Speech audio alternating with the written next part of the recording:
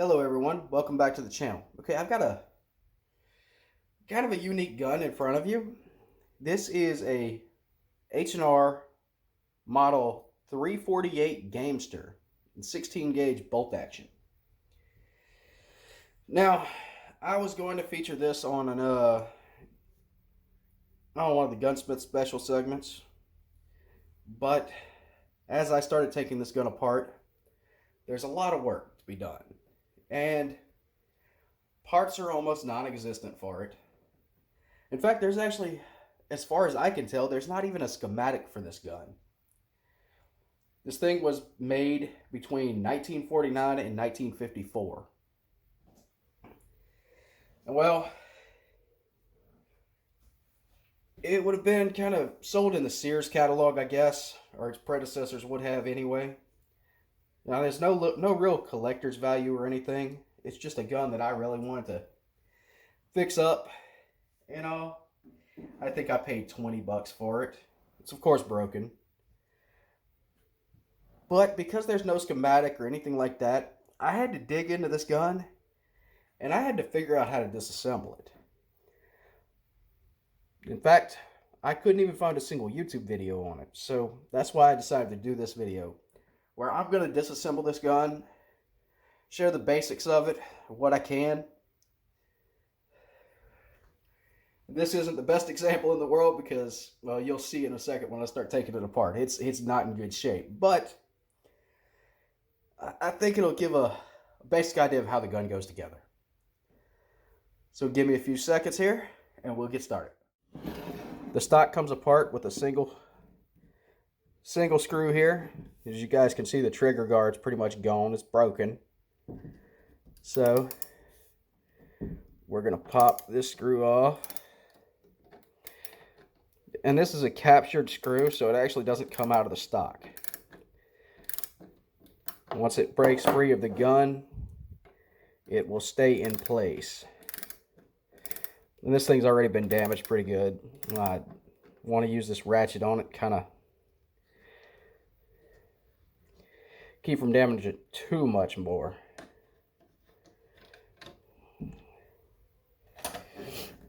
Okay, so now we should be able to separate it from the stock.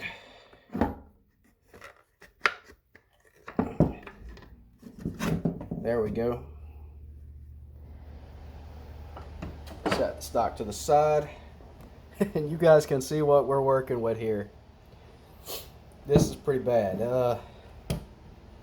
We'll go ahead and take the bolt out next. Now for the bolt to come out, there's a set screw right here. Get it in view here. This set screw right here. This actually, Sears had a recall on this gun along with quite a few others over this set screw. I got to change bits. But they had a recall over that set screw. And I think that was in 2006 or so. I could be corrected on that, but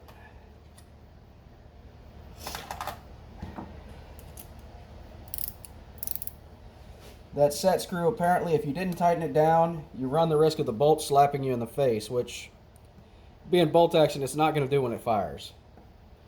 So I don't really know how people manage that. I think as far as a recall on a gun, that's about the safest recall to ignore I've ever heard of. This set screw, I mean, easy to lose. It's got like 3 threads on it. And then it's just a little plunger.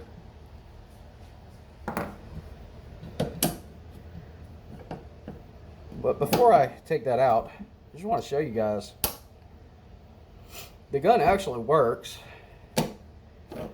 Just my first time taking it apart, the firing pin broke on it. Apparently it was already bent. So I'll have to figure out how to fix that. We're going to come back to the bolt in a second though. I don't want to make this too long of a video, but it's going to be a little long, explaining everything I went through here. Next is this piece here. You see it's kind of polished. It had a lock ring on it when I first took this gun apart. I couldn't tell that it was a lock ring though. It was so rusted, you couldn't see the lock ring on it. I thought it might be a screw or something. Anyway, I actually had to go through a list of the names of the parts, which I barely found. I didn't even have a picture, just some names of parts. And I found a lock ring. I'm like, hold on, magazine lock ring or something like that. Like, hold on, that makes sense. That should be it right here. And I was able to find the lock ring, which when I popped it off, it of course broke. Rusted to hell and back. So there'll be a lock ring here you have to pop off. And then this should just drop into place. You just push this in and slowly remove this spacer. There we go. Spacer removed.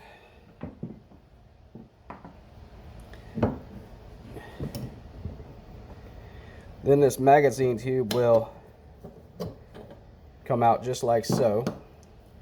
Everything's under spring tension here, but it'll come right out if you just kind of move it around a little bit.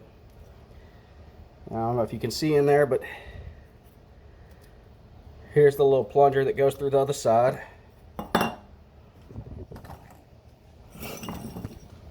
That's all our parts.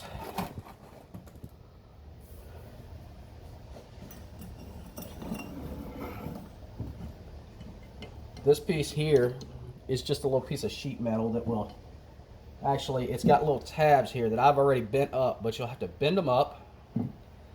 If I can get you a good picture of them here.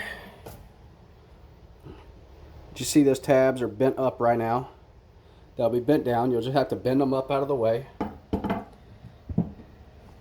And then this little sheet metal box will slide right off. And we come back to the trigger, and the safety mechanism has 2 screws holding it in right here.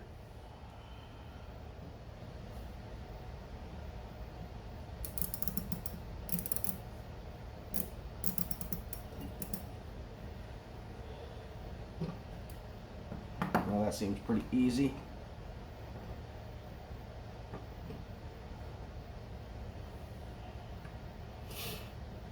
They're coming out without a problem.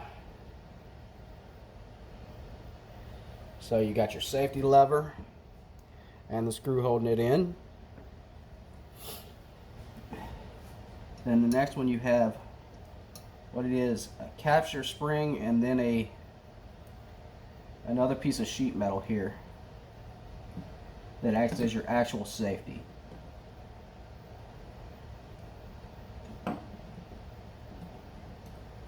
We'll remove that. And there you have your 2 springs. This one can only go on one way, of course. This one, it has to go on the end of the gun. And then what this does, you see there's a little divot in it. Easier to see on this side. But this one also has 2 spots for it to land in. Oh, let me get this in focus. Everything went out of focus. There we are. But these will slide and they create tension. That's how your safe and your fire works. Oh.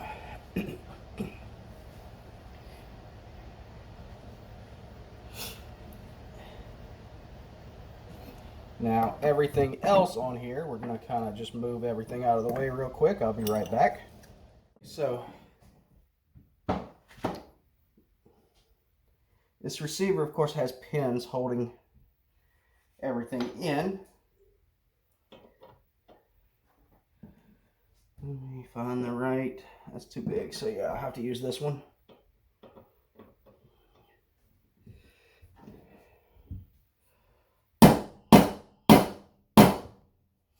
About to lose my camera here.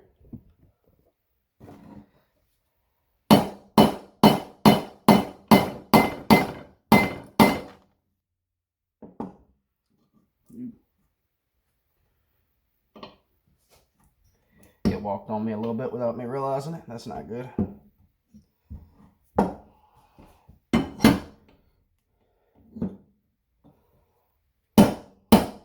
Oops. there we go. Drove that one out. We're going to go ahead and drive this one too. There we go.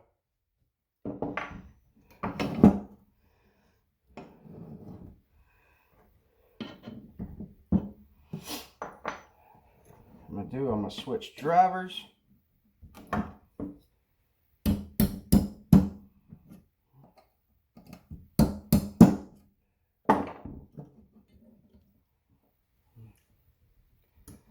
There we go, one pin out, another pin out.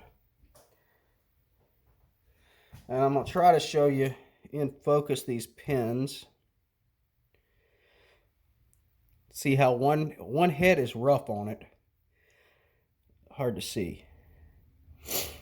Yeah, one head is rough on it, so it only goes in one way. But now our trigger comes out with this little spring in it. And this would be our magazine catch, of course.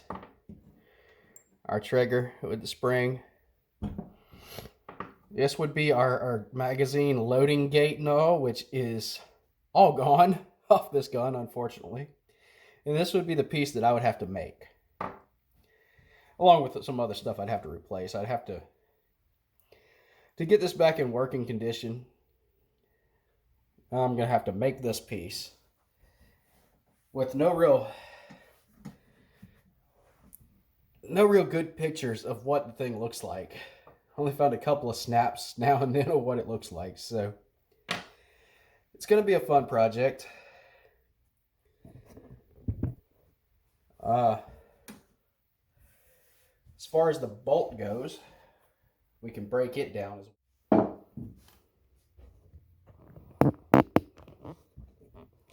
Okay, so we have our bolt in the vise, and you can see this little pinhole right here. To get this thing separated, that's our next move. So, I'm going to adjust you guys where you can see.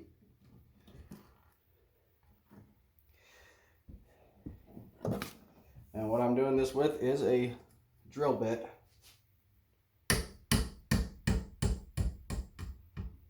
It actually comes out pretty easy. Ooh, I dropped it. It's alright, I saw where it went. So, the pin is removed. This out. You want to be careful, because you've got this here. There's actually just a little detent and a spring underneath it. But here's our firing pin. You see, it's broken off at the top. Now,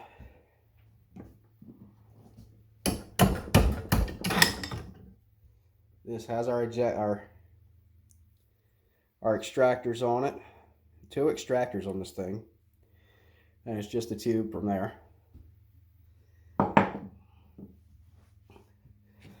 To take this bolt apart any further, you have this thing pinned together from the best that I can tell. Okay, and what I did is I drilled a little relief hole right here, and I drilled a little relief hole in the back of it. I still can't get this out. I will actually have to drill the whole thing out to get it apart. Now, this was never meant to come apart, apparently.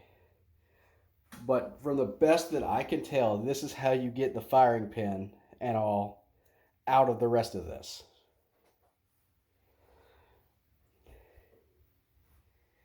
So I'm stopping there, of course. What I'm going to do is I'm going to try to weld this firing pin back on. I don't know how well it'll work. I don't expect much out of it, but we're going to try anyway.